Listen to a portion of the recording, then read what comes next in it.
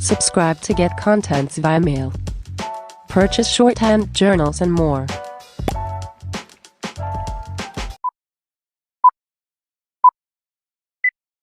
The allegations are the petitioner was inducted as a director in private limited since 2nd February 2012 to the extent of 86% shareholdings and to the extent of 36% shareholding. The grievance of the complainants are they had invested in the projects to be raised by, and despite making the payments of money, they never received the flats and their money have been siphoned off.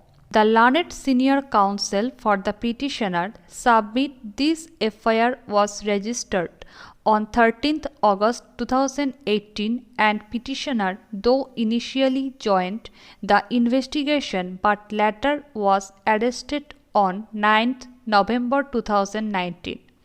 The charge sheet has since been filed before learned trial court and investigation is thus complete.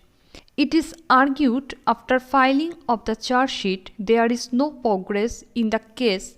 The charges have not been framed against the petitioner. 83 witnesses have been cited to prove documents during trial which would certainly take a long period.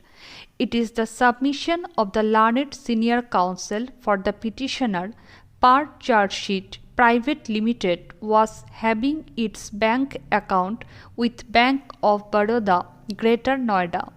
It is argued accused has already been granted bail and Manmohan Bansal was never arrested despite he being an authorized signatory of private limited. Further, per charge sheet, the role ascribed to the petitioner is only of being a director in above said two companies. It is alleged he could not justify the bookings made by private limited prior to necessary approvals and also poor diversion of funds. The allegations of inducement to the customers are also made against him. All the flat buyers' agreements have since been signed by him. The petitioner alleges to have received only an amount of rupees 1 crores.